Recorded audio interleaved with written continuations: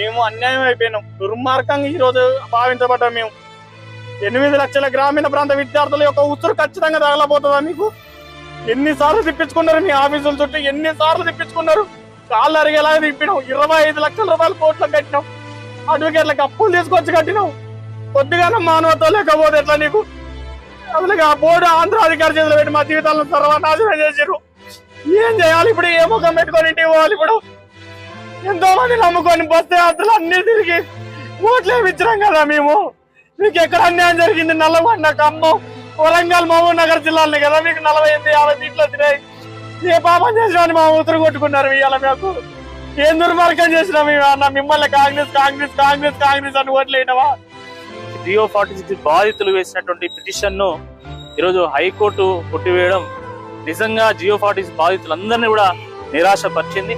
మాకు కోర్టు అయినా న్యాయం చేస్తాయనే నమ్మకంతో ఈరోజు వందలాది మంది వాళ్ళు జొమాటోలు చేసి, దాని తర్వాత క్యాటరింగ్ చేసి, కూలి పని చేసి, వాళ్ళు రూపాయి కూడబట్టి లాయర్లను పెట్టి ఈరోజు హైకోర్టులో పిటిషన్ చేస్తే ఆ పిటిషన్ కూడా మరి కొట్టివేయబడడం నిజంగా చాలా దురదృష్టకరం. గౌరవ హైకోర్టు మీద, గౌరవ న్యాయస్థానాల మీద మాకు సంపూర్ణమైనటువంటి ఒక విశ్వాసం ఉంది. తప్పకుండా మరి జడ్జి గారు ఇచ్చినటువంటి తీర్పును పూర్తిగా మరి చదివి పూర్తిగా రివ్యూ చేసి ఏ రకంగా ఈ తీర్పునిచ్చారని చెప్పేసి మరి అనలైజ్ చేసిన తర్వాత న్యాయపరంగా దీని విషయంలో ఎట్లా ముందుకెళ్లాలనే దాని మీద మేము నిర్ణయం తీసుకుంటాం. కానీ ఈ సందర్భంగా మేము ప్రభుత్వాన్ని ప్రశ్నిస్తున్నాం.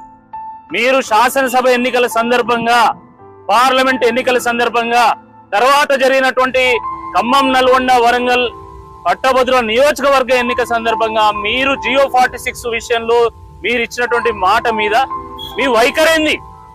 మీరు ఆ రోజు రద్దు చేస్తామని చెప్పి ఎందుకు రద్దు చేయడం లేదు? ఈరోజు మీ నిర్ణయం వల్ల, మీ వైఖరి వల్ల ఈరోజు వందల మంది మెరిట్ విద్యార్థులు నష్టపోతా ఉన్నారు. చాలా మంది జియో 46 బాధితులు అంటున్నారు. వాళ్ళు బాధితులు కాదు, హైలీ మెరిటోరియస్ స్టూడెంట్స్. వాళ్ళు 60 మార్కులు వచ్చిన వాళ్ళు ఈరోజు పోలీస్ ట్రైనింగ్ తీసుకుంటుంటే 126 మార్కులు వచ్చే వీళ్ళు కోర్టు మెట్లు ఎక్కి ఈరోజు న్యాయ పోరాటం చేస్తా ఉన్నారు. చాలా దురదృష్టకరం. ప్రభుత్వం తలుచుకుంటే క్షణంలో ఒక ఉత్తర్వును వాళ్ళు విడుదల చేయొచ్చు. కానీ ఈరోజు మొండికేసి ఓడెక్కదాక ఓడమల్లన్నా, ఓడదిగినాక బోడమల్లన్నా చందంగా ఈరోజు వాళ్ళను అద్దమైకుల్లాగా వాడుకున్నారు. ఎన్నికల సామాగ్రి లాగా ఎన్నికల సందర్భంగా వాడుకొని వదిలేసింది తప్ప నిజంగా వాళ్ళ యొక్క సమస్యను అర్థం చేసుకోవడం కానీ, వాళ్ళ సమస్యను పరిష్కారం చేయడం కానీ వాళ్ళు ఎప్పుడు కూడా ఒక్క అడుగు కూడా ముందుకేయలే. అది చాలా స్పష్టంగా కనబడతా ఉన్నది. ప్రభుత్వ లాయర్ కేసు అటెండ్ కాదు, ప్రభుత్వ లాయర్ వచ్చి కనీసం వీళ్ళకి అనుకూలంగా ఒక వ్యాఖ్య కూడా చేయడు. మరి దీన్ని ఏ రకంగా అర్థం చేసుకోవాలని ఒకసారి ముఖ్యమంత్రి రేవంత్ రెడ్డి గారు, అదేవిధంగా మంత్రులు కూడా చెప్పాల్సినటువంటి అవసరం ఉందని చెప్పి ఈ సందర్భంగా మేము గుర్తు చేస్తా ఉన్నాము. మరి జియో 46 బాధితులందరితోని వాళ్ళు ఎంతో నిరాశతో ఉంటే వాళ్ళతో నేరుగా ఈరోజు కేటీఆర్ గారు ఢిల్లీ నుండి వారు ఫోన్లో మాట్లాడడం జరిగింది. మీకు అన్ని రకాలుగా మేము మద్దతుగా నిలుస్తాము, మీ పోరాటంలో మేము భాగస్వామిగా ఉంటాము, మీ వెన్నంటి ఉంటాము. మీరు ఎవ్వరు కూడా నిరాశపడాల్సినటువంటి అవసరం లేదు. అవసరమైతే దీన్ని సుప్రీంకోర్టులో కూడా వేసైనా సరే మీకు న్యాయం జరిగేంత వరకు మీతో పాటు ఉంటామని చెప్పేసి కేటీఆర్ గారు చెప్పడం జరిగింది. నేను గ్రామీణ ప్రాంతాల్లో ఉన్నటువంటి వందలాది మంది జియో 46 బాధితులందరికీ కూడా, జియో 46 అభ్యర్థులందరూ కూడా నేను విజ్ఞప్తి చేస్తున్నా, మీరు ఎవ్వరు కూడా నిరాశపడాల్సినటువంటి అవసరం లేదు. మాకు తెలుసు మీరు చిన్న కుటుంబాల నుంచి వచ్చిండ్రు, కూలీ నాలి చేసి 100 రూపాయలు కూడబెట్టి మీరు లాయర్లకు ఫీజులు కట్టిండ్రు. మీరు చిన్న కుటుంబాల నుంచి వెళ్ళి చాలా కష్టపడి కోచింగ్లు తీసుకొని మరి మీరు 120 మార్కులు 126 మార్కులు సాధించడం మాకు తెలుసు. ఆ విషయము మీరు నిరాశపడాల్సినటువంటి అవసరం లేదు. మీ తరపున కొట్లాడడానికి మేము సిద్ధంగా ఉన్నాం. మీరు ఒక నమ్మకంతో ఉండండి. తప్పకుండా న్యాయస్థానాలు మనకు న్యాయం చేసేటువంటి నమ్మకంతో ఉండాల్సిందిగా ఈ సందర్భంగా మేము విజ్ఞప్తి చేస్తాం.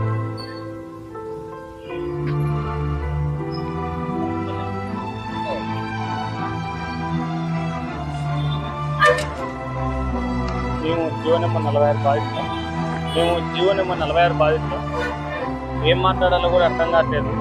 అసలు ఎందుకు బతుకున్నాం కూడా ఈ జనానికి కూడా అర్థం కావట్లేదు. ఏ ముఖం పెట్టుకొని ఇంటికి వెళ్ళాలో ఈ హైకోర్టు నుంచి కూడా అర్థం కాని పరిస్థితి ఉంది. ఎలక్షన్లలో నేను అడుగుతున్నా ఈ కోమటిరెడ్డి వెంకరెడ్డి గారు ఎడిపోయారు, ఉత్తమ్ కుమార్ రెడ్డి గారు ఎడిపోయారు, పొన్నం ప్రభాకర్ గారు ఎడిపోయారు, మన శ్రీధరబాబు సార్ ఎడిపోయారు, సీతక్క గారు. అయ్యా అక్క అసలు ఉన్నవా ఈ భూమి మీద ఉన్నావా అక్క? నువ్వు ఎన్నిసార్లు నీ ఇంటి చుట్టూ తిరిగి ఉంటావు చెప్పు? ఎన్నిసార్లు మీ ఇంటి చుట్టూ తిరిగి ఉంటావు? గాంధీ భవన్ మెట్లు ఎక్కుంటావు. అయ్యా గాలి హర్షవర్ధన్ రెడ్డి గారు గుర్తున్నారా అండి మీకు? మేము చామల కింద కుమార్ రెడ్డి గారు గుర్తున్నామా మేము? అసలు ఒకసారి మా ఫేజులు గుర్తున్నాయా? మల్లురవి గారు గుర్తున్నారంటే మీ అందరికి పదవులు వచ్చినాయి. మేము అన్యాయం అయిపోయినాం, దుర్మార్గంగా ఈ రోజు భావించబడ్డాం. మేము 8 లక్షల గ్రామీణ ప్రాంత విద్యార్థుల యొక్క ఉసురు ఖచ్చితంగా తగలబోతుందా మీకు? ఎన్నిసార్లు తిప్పించుకున్నారు మీ ఆఫీసుల చుట్టూ, ఎన్నిసార్లు తిప్పించుకున్నారు? కాళ్ళు అరిగేలా తిప్పినాం. 25 లక్షల రూపాయలు కోట్లు కట్టినాం. అడ్వకేట్లకు అప్పులు తీసుకొచ్చి కట్టినాం. కొద్దిగా మానవత్వం లేకపోతే ఎట్లా నీకు? అసలు ఆ బోర్డు ఆంధ్ర అధికారి చేతులు పెట్టి మా జీవితాలను సర్వనాశనం చేసారు. ఏం చేయాలి ఇప్పుడు? ఏ ముఖం పెట్టుకొని ఇంటికి పోవాలి ఇప్పుడు? ఎంతో మంది నమ్ముకొని బస్సు యాత్రలు అన్ని తిరిగి ఓట్లు వేయించినాం కదా మేము. మీకు ఎక్కడ అన్యాయం జరిగింది? నల్లగొండ, ఖమ్మం, వరంగల్, మహబూబ్ నగర్ జిల్లాలని కదా మీకు 48-50 సీట్లు వచ్చినాయి. ఏ పాపం చేసినా మా ఉత్తరు కొట్టుకున్నారు. ఇవాళ మాకు ఏం దుర్మార్గం చేసినా మేము అన్న? మిమ్మల్ని కాంగ్రెస్ కాంగ్రెస్ కాంగ్రెస్ కాంగ్రెస్ అని ఓట్లు వేయడమా? ఏం పాపం చేసామని ఇవాళ మాకు శిక్ష చేసారు. మేము 16 మంది విద్యార్థులు చచ్చిపోయారు. ఇవాళ 14 నెలల నుంచి కోట్ల కేసు నడిపించడం అంటే మాలాంటి సామాన్య వ్యక్తులు వాళ్ళు ఎక్కడైతే చెప్పు? ఎన్ని ధర్నాలు చేసినావు, ఎన్ని ముట్టలు చేసినావు, దీక్షలు కాదా మీరు కాదా పెట్టించింది? 5 కేసులు నా మీద. నా భవిష్యత్తు కాంగ్రెస్ పార్టీ సమాధానం చెప్పాలి. ఇలా ఏ కాంగ్రెస్ నాయకుడు ఎలక్షన్లో నేను తిరిగిన, మీకు అందరం తిరిగిన, జీవభారతి విద్యార్థులు తిరిగిరు. ఇవాళ చెప్పండి, నాకే సమాధానం చెప్తారు? మీరే చెప్పాలి. కాంగ్రెస్ పార్టీ వాళ్ళు మీరు ఏ బీఆర్ఎస్ నాయకుడి కాడ కూడా ఫోటోలు లేదు, మొత్తం కాంగ్రెస్ వాళ్ళ కంటే నా ఫోటోలు ఉన్నాయి. ఏ సమాధానం చెప్తారు? ఇవాళ మాకు ఏ సమాధానం చెప్తారు? 126 మార్కులు ఎత్తుకోవడం. ఎలక్షన్ ముందు గాంధీ భవన్ మెట్లు ఎన్నిసార్లు ఎక్కినా నేను, ఎన్నిసార్లు ఎక్కినా మా విద్యార్థులు తీసుకోవాలి. గాంధీ భవన్ మెట్లు ఎక్కినా మమ్మల్ని వాడుకొని అందరూ పదవులు తెచ్చుకోరు కదా. ఈరోజు మా తల్లిదండ్రులకి ఏం సమాధానం చెప్పాలి? నేను మమ్మల్ని నమ్ముకున్న మా విద్యార్థులకి ఏం చెప్పాలి? 8 లక్షల మంది విద్యార్థులకి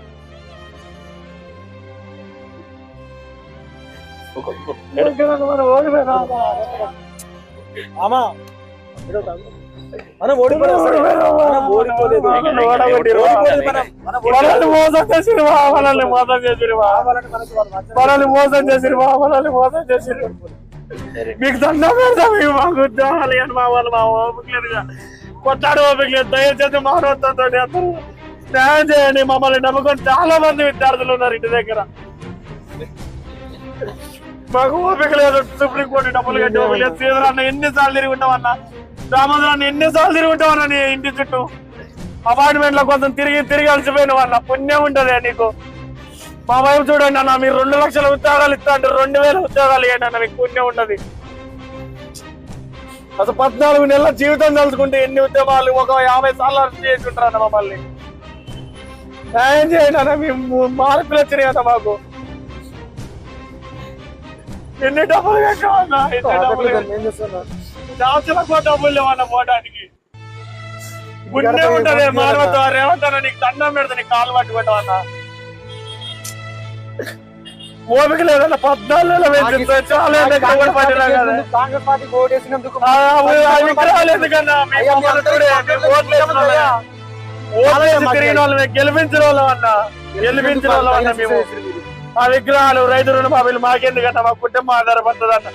ఒక్కసారి మానవత్వంతో మా వైపు ఆలోచించన్నా, ఒక్కసారి ఆలోచించన్నా. నీకు పుణ్యం ఉంటుందన్న. మినిస్టర్లు అందరూ ఒక్కొక్కసారి ఎమ్మెల్యేలు గుర్తుపెట్టుకోండి. మమ్మల్ని ఎన్నిసార్లు మీ ఇంటి చుట్టూ తిరుగుంటాం.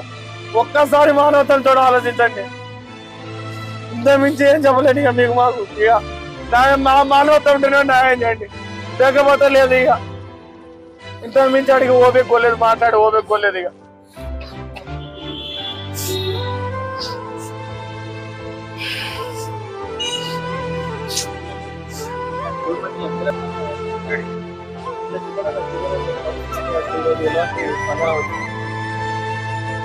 జియో నంబర్ 46 పైన ఈరోజు హైకోర్టు ఇచ్చినటువంటి తీర్పు నిజంగా జియో 46 బాధితులందరినీ కూడా నిరాశపరిచింది. కాకపోతే గౌరవ హైకోర్టు అంటే మాకు నమ్మకం ఉంది, చట్టం మీద నమ్మకం ఉన్నది. కాబట్టి జడ్జి గారు ఇచ్చినటువంటి తీర్పును పూర్తిగా సమీక్షించిన తర్వాత దీని మీద న్యాయపరంగా మళ్ళీ ఎట్లా ముందుకెళ్ళాలి, అదేవిధంగా ప్రజాక్షేత్రం మీద హామీ ఇచ్చినటువంటి ప్రభుత్వాన్ని ఏ విధంగా నిలదీయాలి అనేటువంటి ఆలోచన చేస్తాము. ఈ జియో 46 బాధితులందరూ కూడా వీళ్ళు నిజంగా బాధితులు కాదు, వీళ్ళంతా హైలీ మెరిటోరియస్. 60 మార్కులు వచ్చినటువంటి వాళ్ళు ఈరోజు పోలీస్ ట్రైనింగ్ లో ఉన్నారు. కానీ 123, 124 మార్కులు వచ్చినటువంటి 126 మార్కులు వచ్చినటువంటి వాళ్ళు నాతో పాటు కోర్టులో ఉన్నారు, కోర్టు మెట్లు ఎక్కిండ్రు. కానీ దురదృష్టకరమైనటువంటి విషయం ఏంటంటే కోర్టు మెట్లు ఎక్కినా కూడా మాకు ఇంకా న్యాయం జరగలే అనేటువంటి ఒక నిరాశలో ఉన్నారు వాళ్ళు. కోర్టు తప్పకుండా న్యాయం చేస్తాయనేటువంటి మాకు విశ్వాసం ఉన్నది. కాబట్టి మేము సమీక్ష చేస్తాము. సమీక్ష చేసిన తర్వాత దీని మీద ముందుకు ఎట్లా వెళ్ళాలో ఆలోచన చేస్తాం. కానీ ఈ సందర్భంగా నేను ప్రభుత్వాన్ని డిమాండ్ చేస్తా ఉన్నాను. రాష్ట్ర ముఖ్యమంత్రి కానీ లేదా మంత్రివర్గంలో ఉన్నటువంటి అనేక మంది మంత్రులు వాళ్ళు శాసనసభ ఎన్నికల సందర్భంగా కానీ దాని తర్వాత కానీ వాళ్ళు ఇచ్చినటువంటి మాట ఏంది? జియో 46 మీద. జియో 46 వల్ల ప్రతిభ కలిగినటువంటి అనేక మంది అభ్యర్థులు నష్టపోతున్నారు. మాకు ఓటు వేయండి, జియో 46 మేము రద్దు చేస్తామని మాట ఇచ్చిందా లేదా? ఇచ్చిన మాట మీద మీరు నిలబడతారా లేదా? స్పష్టం చేయాలి. ఇటీవల జరిగినటువంటి ఖమ్మం, నల్గొండ, వరంగల్ ఎమ్మెల్సీ ఎన్నికల సందర్భంగా కూడా కాంగ్రెస్ పార్టీ నాయకులు, కాంగ్రెస్ పార్టీ నుండి ఎమ్మెల్సీగా గెలిచినటువంటి అభ్యర్థి కూడా జియో 46 రద్దు చేయించేటువంటి బాధ్యత మాదన్నారు. సరే, కోర్టు తీర్పు ఎట్లా ఉన్నా కూడా it is a policy decision. Government అనుకుంటే క్షణాల్లో గవర్నమెంట్ ఆర్డర్ను, జీవోను విడుదల చేయొచ్చు. కానీ ఈరోజు గవర్నమెంట్ మరి అనాలోచితంగా చేస్తున్నదా లేకపోతే కక్ష కట్టి వీళ్ళ మీద ఈ రకంగా చేస్తుందో మాకైతే అర్థం కావడం లేదు. కాబట్టి ప్రభుత్వాన్ని ఈ సందర్భంగా మళ్ళొకసారి మేము డిమాండ్ చేస్తున్నాము. ఇప్పటికైనా మీరు జియో 46 బాధితుల వైపు నిల్చోవాలి. ఆ జియో 46 రద్దు చేయాలి, లేకపోతే దాన్ని సవరించాలి, లేదా బ్యాక్లాగ్ పోస్టులతో పాటు కొన్ని సూపర్ న్యూమరీ పోస్టులు క్రియేట్ చేయగలిగితే వీళ్ళ సమస్య పరిష్కారం అవుతుంది. కాబట్టి దాని వైపు ఆలోచించాల్సిందే ఈ సందర్భంగా నేను డిమాండ్ చేస్తాను. అరే, జియో ఏందండి? ప్రభుత్వము ఒక ఆర్డర్ ఇష్యూ చేస్తే అది జియో అవుతుంది. ప్రభుత్వం చేతుల పని. ఇప్పుడు ప్రభుత్వాలు తలుచుకుంటే చట్టాలనే మారుస్తున్నాయి, రాజ్యాంగానే మారుస్తున్నది. అలాంటప్పుడు ఒక జియో పెద్ద విషయమా? ఈ అభ్యర్థులు ఈ జియో వల్ల మాకు నష్టం జరుగుతుందని కేటీఆర్ గారు దృష్టి తీసుకొచ్చినప్పుడు వారిని నేరుగా చీఫ్ సెక్రటరీ గారి దగ్గరికి పంపించడం జరిగింది. దాని తర్వాత దాన్ని మారుద్దాం అనుకున్న సందర్భంలోనే ప్రభుత్వం పోవడం జరిగింది, ఎన్నికల కోడ్ వచ్చింది. కాబట్టి ఈ సందర్భంగా కేటీఆర్ గారు ఇంతకుముందే ఈ జియో 46 బాధితులందరితో కూడా వారు ఫోన్లో మాట్లాడారు. మేము ఎట్టి పరిస్థితుల్లో మీకు న్యాయం జరిగేంత మీ పోరాటంలో మేము భాగస్వామిగా ఉంటాం, మీకు వెనకాల మద్దతుగా నిలుస్తాము. అవసరమైతే దీన్ని సుప్రీంకోర్టు కూడా తీసుకెళ్దామని చెప్పేసి వారు స్వయంగా చెప్పడం జరిగింది. కాబట్టి ఎవ్వరు కూడా నిరాశ పడాల్సినటువంటి అవసరం లేదు. ముఖ్యంగా గ్రామీణ ప్రాంతాల్లో ఉన్నటువంటి వందలాది మంది జియో 46 బాధితులందరూ కూడా నేను విజ్ఞప్తి చేస్తున్నా, మీ పక్షాన పోరాడడానికి మేము సిద్ధంగా ఉన్నాం. అన్ని రకాల పోరాటాలు కూడా మేము సిద్ధంగా ఉన్నాం. న్యాయపరంగా పోరాడదాం. అదేవిధంగా ప్రజాక్షేత్రంలో కూడా ప్రభుత్వం మీద ఒత్తిడి తీసుకొద్దామని చెప్పి ఈ సందర్భంగా నేను మనవి చేస్తాను.